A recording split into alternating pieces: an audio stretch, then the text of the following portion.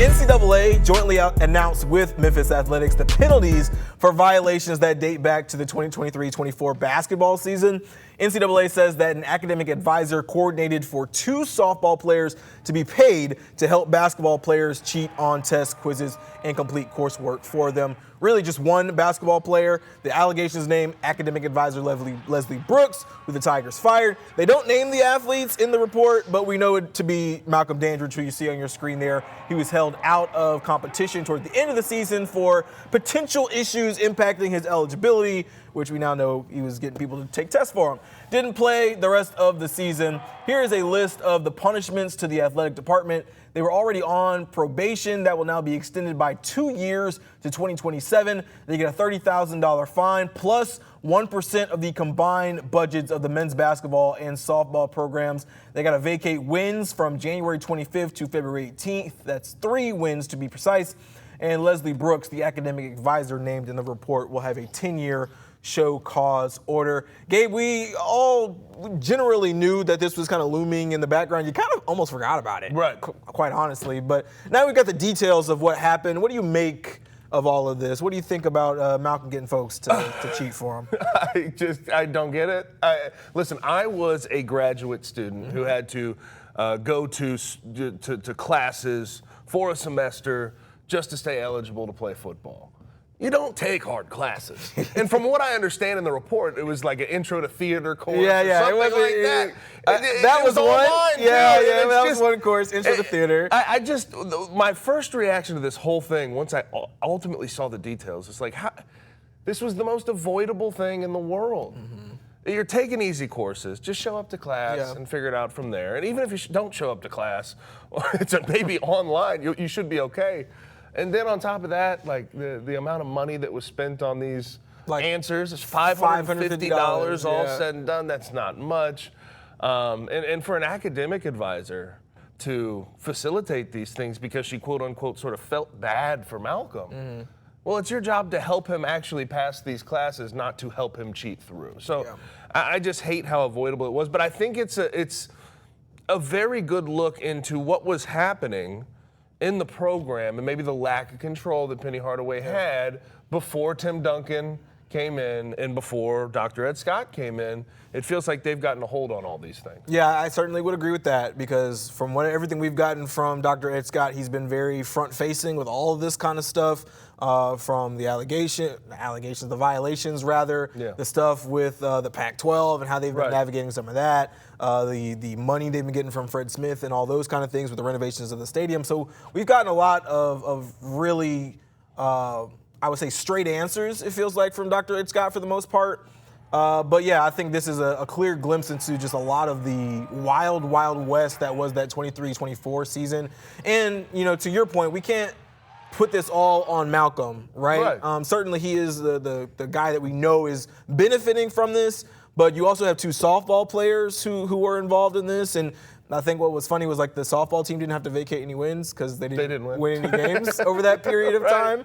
But we're laughing about it, and that's kind of what it feels like the nation does when you see something like this, right? Everybody's kind of chuckling at, oh, there goes Memphis again, and there goes that basketball program again. And there's been so much positive progress that has been made by Penny Hardaway, especially the last couple of years. You win, an AAC championship, you go to the big dance again, and then this rears its head once again. And to Penny's credit, he is not named in this, right? They don't show that he did any wrongdoing, but at the end of the day, you're the head of the snake, your monkey, your circus. Yes, for sure. But obviously, him not being named is a big thing here. He clearly didn't have a huge hold over what was going on with the academic counselors and everything like that. I can tell you from experience, coaches usually take their hands off that for the most part until a problem arises. Right. And, you hope things like this don't continue to perpetuate going in the future, but that's why I bring up Ed Scott and Tim Duncan, because it feels like that was Ed Scott's sort of first order business with that program. It's like we had there's so much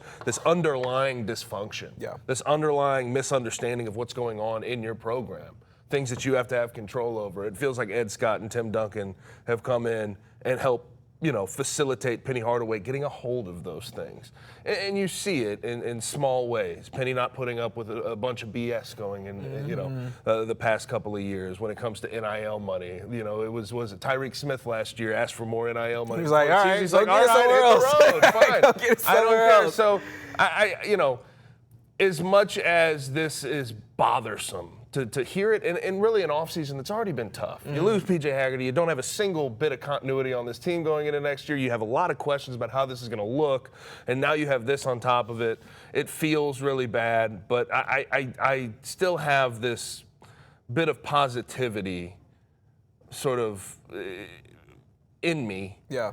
In regards to what I saw last year and the growth I've seen from Penny Hardaway in this program. What do you think about the actual penalties that got brought down? $30,000 fine, which is, I would call it annoying more than anything else. Your probation gets extended, but they don't get any postseason bans or anything like that. Penny Hardaway doesn't have to miss any games. What do you think about what actually was laid down from them? And do you think them what's the word I'm looking for? Participating with the NCAA, complying with the NCAA in doing a lot of this? Do you think that helped? Yeah, I think it helped a lot is to self-report. And again, shout out to Ed Scott, shout out to Tim Duncan for doing that. But these penalties are nothing. I mean, in the world of NCAA violations and penalties, this is a slap on the wrist. And 30% or $30,000 is maybe one trip to an away, in a hotel. Again, it is what it is. And then 1% of the combined budget of softball and basketball isn't that much. Now, I will say this, for basketball, considering the challenges we're seeing with the House settlement and every little bit pouring more money into football, I think every little bit counts, but 1%, you're not really going to feel that all that much, especially when it's softball's budget as well. And then the show costs, they're not going to feel that at all. They already fired Leslie, so it is what it is. But, it's just annoying. I think that's the good word for it. Just getting these more penalties on top of this, more annoying. You were already on probation. You have 2 more years. Here we go. Hopefully you can avoid things until then. Quickly before we switch gears, you were a student athlete. Sure. You've had to go to class and balance books and everything, balance books, balance football, all that kind of stuff. What is that process like of working with an academic advisor? I'm sure you were a genius in class, right? So you didn't have anybody cheating for you, but what is that temptation like as an athlete? Well, I never really had that full-on temptation. I'm not going to say any names or anything, but there's guys that like to cut the corner every once in a while, and they'll find a way to cut the corner. Usually, I can say from experience, it's not the academic advisor facilitating those things. Now, I've heard of examples of that happening elsewhere in the country, but when I was playing football at the University of Memphis, that never happened. But listen, guys cut corners all the time. They don't want to show up to class. They didn't come to school to play school. They didn't come to the University of Memphis to play school. They're here to play. Cardell Jones tweet, right? They're here to play football or basketball or whatever sport there is. So there's always going to be guys cutting corners, but usually it's done.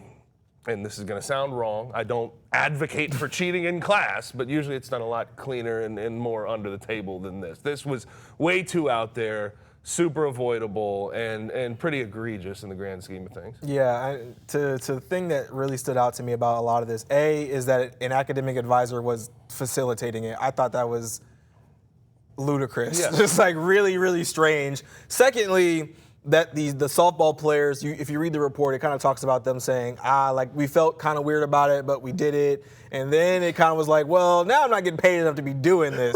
Right. So we're going to pull out. One of the girls said $150. Yeah. What do I look like? I felt like the monetary number that was involved all of it was weird to me. All of it was really, really weird.